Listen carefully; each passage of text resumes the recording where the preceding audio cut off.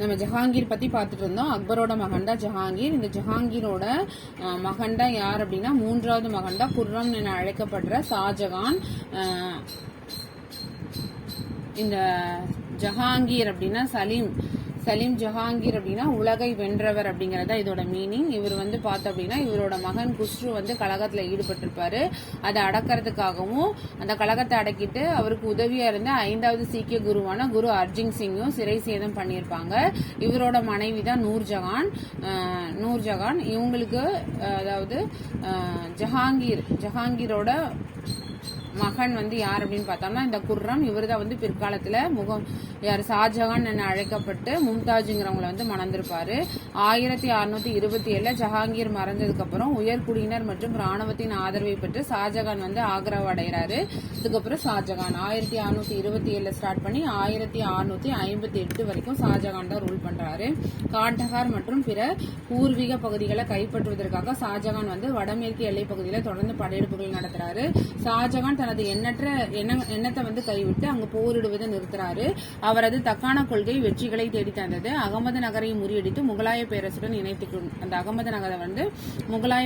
இணைத்துக் கொள்கிறார். அப்புறம் காந்தேஷ், பீகார், தெலுங்கானா, தௌலதாபாத் அப்படிங்கிற 4 மாகாணங்களையும் ஷாஜகான் வந்து தக்காணத்துல உருவாக்குறாரு. அவரோட மகன் அவுரங்கசீப்போட கட்டுப்பாட்டுல வந்துட்டு இந்த தக்காணத்தை வந்து அவுரங்கசீப்போட கட்டுப்பாட்டுல வந்து விட்டுறாரு.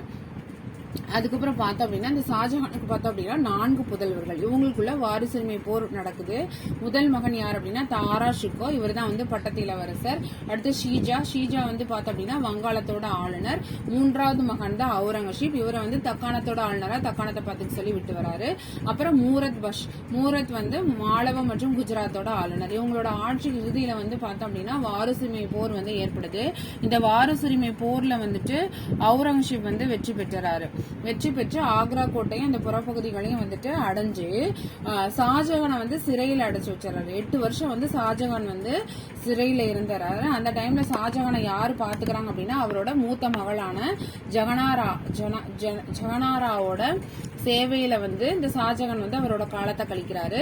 1666 வந்து ஷாஜகான் இறந்துறாரு. இவருக்கு வந்து 4 மகன்கள் 3 மகள்கள் இருப்பாங்க.